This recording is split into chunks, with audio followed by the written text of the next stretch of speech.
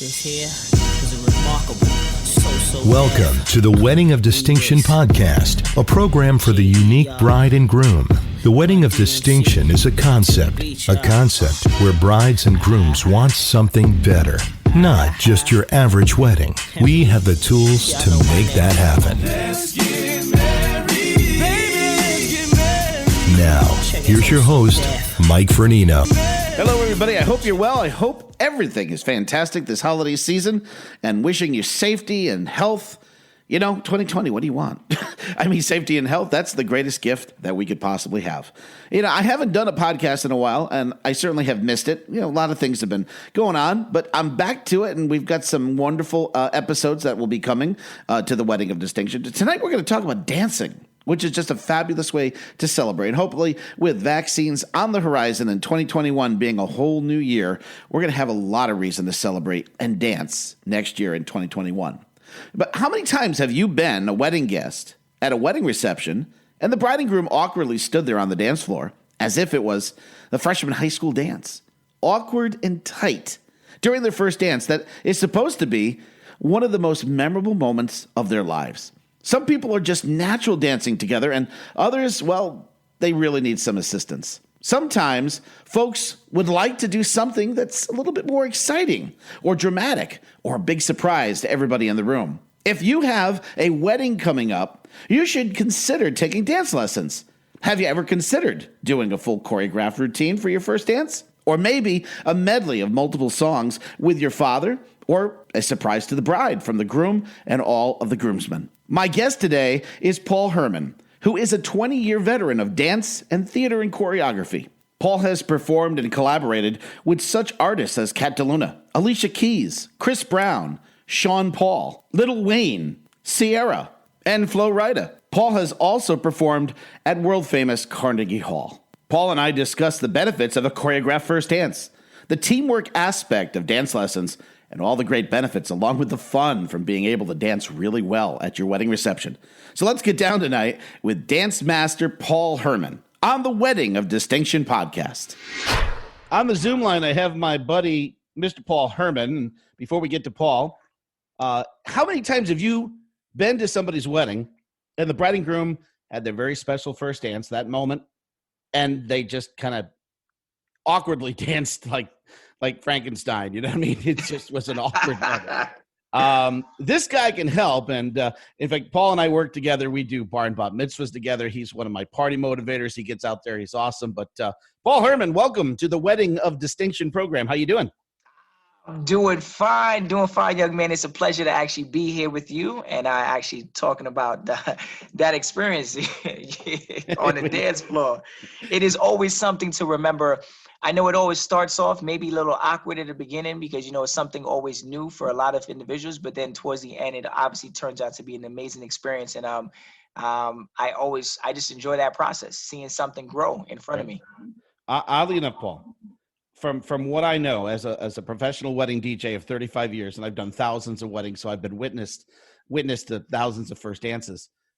There are many times that moment is the very first time that the bride and groom have actually had a slow dance, or one of the very first times they've actually slow danced as a couple. So let's talk about choreography. Let's talk about something prepared and rehearsed and how it can enhance a wedding reception. Well, I think the first thing, you know, that I always, you know, recommend when it does come time to moments like that is that you obviously want to make it, you know, memorable. You know, I know that a lot of times, like you said, you know, that's probably their first time actually like having more of a very intimate dance together where they focus on each other versus, you know, just like social dancing, you know, and then on top of that, they're doing it in front of hundreds, probably even thousands of people. So I know I could just imagine, you know, the butterflies that are going through them. That's why it's, you know, it's highly recommended that, you know, you obviously hiring a choreographer or someone, a movement coach to kind of give you guys, you know, a few moves, you know, or even choreography. But that process starts off typically, you know, there's always one person in the group that really wants it more than the next, to be honest with you, right? And you know, it's at first, you know, the other individual kind of drags their feet and they're just there being supportive. But through that process, you kind of get to know the both bride and groom, and you kind of just go through like the steps of understanding like what it is to get choreography, like to memorize stuff. You're gonna have homework. You're gonna have to remember the steps. You have to Right. leave.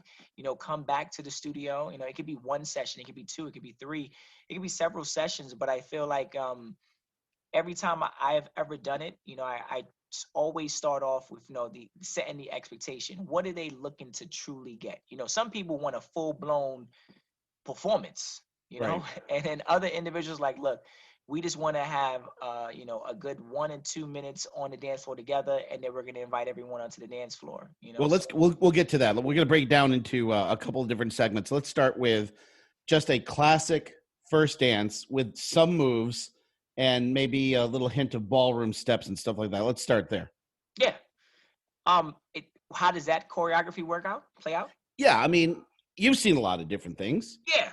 And, what's a typical, let's say the bride and groom come to you and say, hey, Paul, I just want to do like 2.5 minutes, 3 minutes on the dance floor, a little cha-cha action here, something like that. What are some of the things that you can recommend for something a little bit more traditional? Mm-hmm. Well, I think the first thing I would always recommend is for them to have a reference. Having a reference is always important. Being able to, reference a video, reference something that they've probably seen before, or even it could be a picture in a sense, and be like, we want to look this clean, we want to look this sharp, we want to have turns, we want to have more floor work, we want to have more. I want her to sit down, and what we try to do at that point in time is create the actual performance. And the performance could be from the minute they walk together. It could be, the bride sitting down, the groom walking over to her. Once we create that concept, that vision, we then grow off of that. And we then figure out what are some of the traditional movements that they would want to put in there. We find out what's some of the movements that resonate with them, that are comfortable. At first, one of the things that I like to do is I like to play music and watch the couples actually just move within their own selves, like just kind of figuring out like what sits well with them, what would they naturally do. Once I get to see how they naturally move, then I can kind of, already guess what type of movement should be within the choreography, versus just saying, look, we're going to do this, and it doesn't really work out. So seeing what they do first, kind of getting them, getting some of the butterflies out of their system, having them kind of have that creative movement time for themselves. And then from there, we kind of, work on the vocabulary and putting it together. That makes a world of sense, because some people are just not capable of certain moves or certain rhythms, I would imagine. So now let's talk something a little bit more elaborate. They want to do like Thriller. Something really choreographed.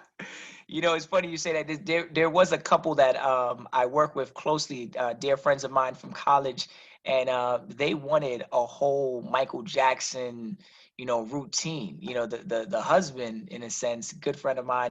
He was very, into the whole MJ thing. He actually got himself the MJ jacket, red Thriller jacket, and he actually wore it during that performance. And he always talked about it. But I think when it comes to those larger performances, typically, the individuals that are requesting that, they've seen something, they're inspired, so I'm always, loving those types of moments, because I love when people are inspired through movement. Then from there, I say, where did you find that inspiration? Show me exactly what it is. So we kind of go through that same process. And then from there, I kind of set the expectation of like what that's going to look like. Is it 2 minutes? Is it 1 minute? Is it 3 minutes of choreography is a long time if you haven't danced before. In that type of session, I probably would truly find out, how long have the bride and groom been dancing? Have they ever taken a dance class? In the first type of a session with the more beginner group, I probably would ask that question, but more on a smaller scale. Now I would really break down rhythms and patterns and texture, because obviously at that point in time, you're putting on performance, and it's more than just, memorizing some steps at that point in time. Right now, there's also, let's go to the next level, and that would be medleys. And we've seen that before. They start out dancing, theme from the Titanic or whatever the case may be. And then all of a sudden, yep. And we're doing like 4 or 5 different songs and throwing them all together. And it's also not just the bride and groom first dance. We've seen this for the bride dancing with her dad. We've seen that many times. Or let's say the bride and all her bridesmaids, or the groom and all the groomsmen doing a choreographed routine. Let's say while the bride's in the chair. What some of the other things have you seen over the years? Well, that one's always a shocker for one of the individuals, because at times what I've done is that like for example, the bride and groom might come to me and say, "Hey, look, we're doing our first dance," but then the bride says, "Look, I'm going to be coming back on the side with my bridesmaids, and we're going to work on some choreography, and I don't want him to know." And it's so I could see them on Friday, on Saturday she's back in there with her girls working on a whole different routine, trying to, so in the middle of the song, they're dancing, they have their choreography, he thinks it's over, she automatically just like strips, like takes off like her heels, or puts on, you all of a sudden she has sneakers on, she had a jacket or something over her, and she just took it off and literally turns into a whole different performance, and the bridesmaids get up. The lights, the DJs are always on it as well too, which I always admire about you guys. You guys know how to switch up the scenery. The lighting changes. It went from pink and blue, and then all of a sudden it's like flashing lights. I've seen some of the stuff that I've seen that has always, I've always find very amazing is how when they get their families involved. I've been on times where I've had Zoom conferences with people that were coming in. So they really never got to meet me. They had to learn the choreography online. So we would send tutorials, we would break down the choreography, we would break down, and mind you, we're doing it from my studio. And so we have to be like, well, this is where the chair would be, and this is where the DJ would be, and you would walk in between the two. And to see them that day, and sometimes I'm able to arrive on site and help them out with making sure everyone feels comfortable, but then for the most part, when they send me the videos and seeing them actually put it together, it's so amazing. And to see how it started off is like, I don't know if we could pull this off, we just have an idea, to now it's actually happening, and now we have it videotaped, and it's something that I can remember for the rest of my life. Yeah, I was going to say, that's very 2020 way to do it. Shout out to 2020. Yeah, let's hope we don't have to do this again next year. But hey, there are some people actually that can't fly in. Let's say a bridesmaid in California, and with Zoom and the new technology and the capabilities, we can make that work now. Let's talk about the dance studio, and then we're gonna get all the information out to the listeners of our program, because there's brides and grooms sitting here going, maybe I should choreograph my wedding, my first dance routine. Let's talk about the dance studio. Let's talk about the history of it. How long have you been there, and what are you doing there with all of your staff and your students? Well, my brother and I, we're originally from the South Bronx, born and raised. We came up here to Connecticut. We saw that Connecticut had a really big dance community, and more importantly, they love dance. A good amount of the people that we were meeting were like, we just love dance, we love music. So at that point in time, obviously Brian and I had an amazing time traveling the world, touring for some amazing artists and having some amazing opportunities come our way. We finally opened up our dance studio in 2014, which is the first location was located in Fairfield, Connecticut, the heart of Fairfield, Connecticut, in Sportsplex, which is right off of exit 20 on 95. We just recently moved to Black Rock Turnpike, 2215 Black Rock Turnpike, and our studio is, two beautiful studios. It's an amazing facility for not just only for dance, but for training, for dancers that are training in the performing arts to come in and train. But then also it has, those beginner classes, those intermediate advanced classes. It has a wide range of classes that when obviously, some of these couples have come in, I have recommended them to take other classes in order to kind of loosen them up so that they're more, so it's instead of doing it once a week, they were dancing twice a week, if that was the case. So I might say you might want to take a contemporary class so you could kind of, loosen up and elongate those movements.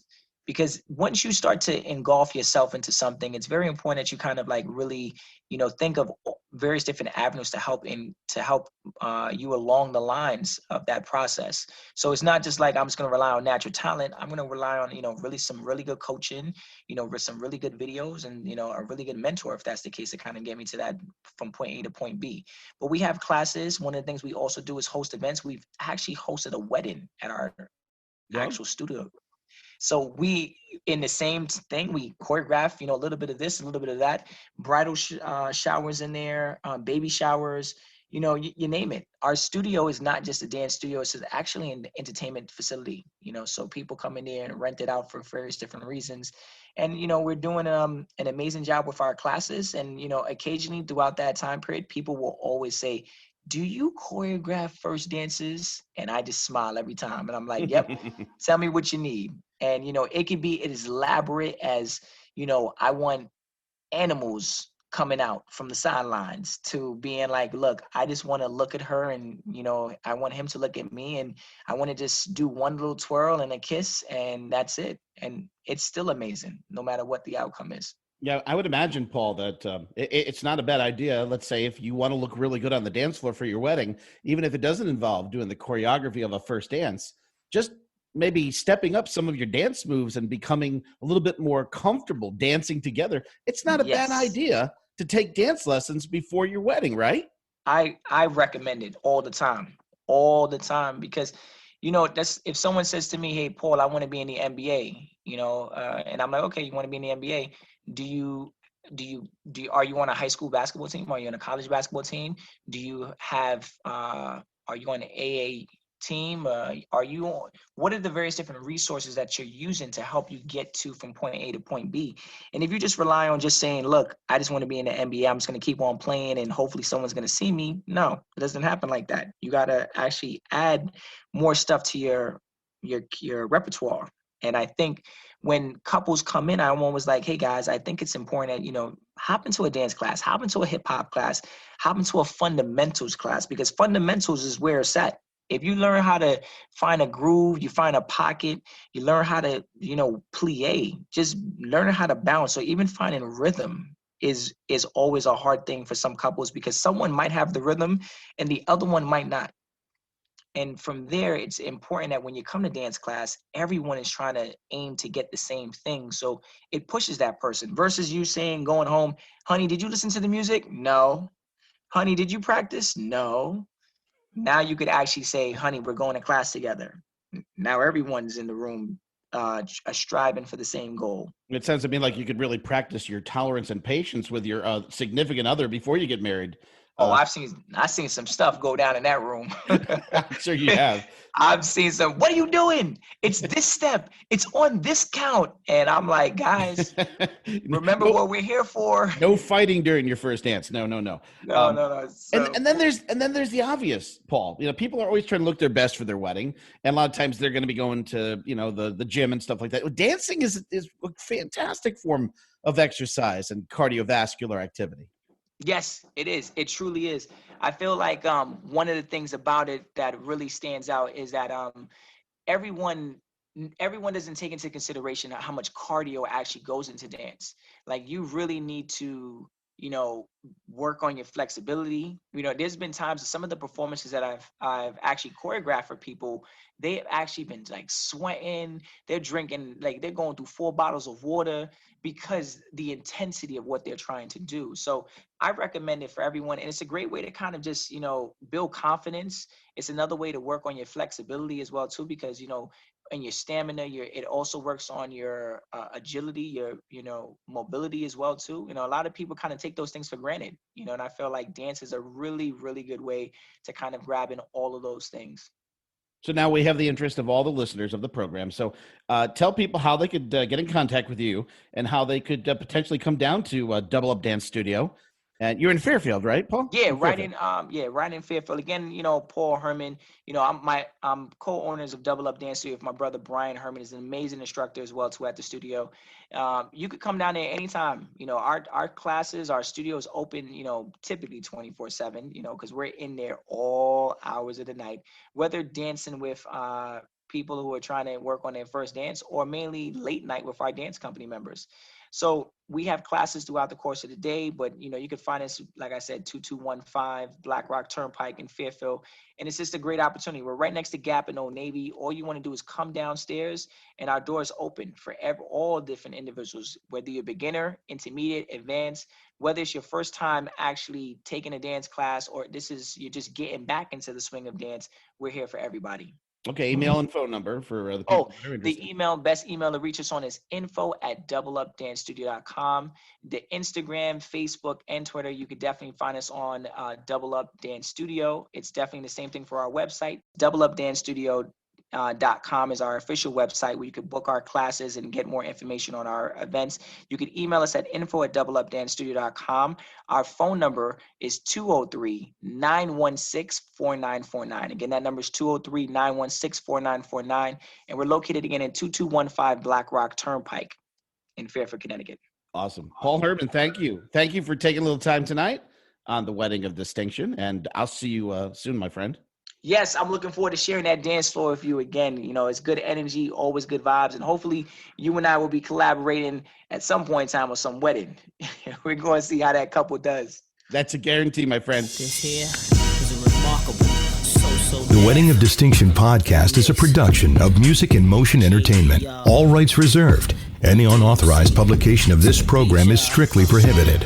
For the Wedding of Distinction podcast, I'm Mike Vincent. Happy wedding planning, everybody.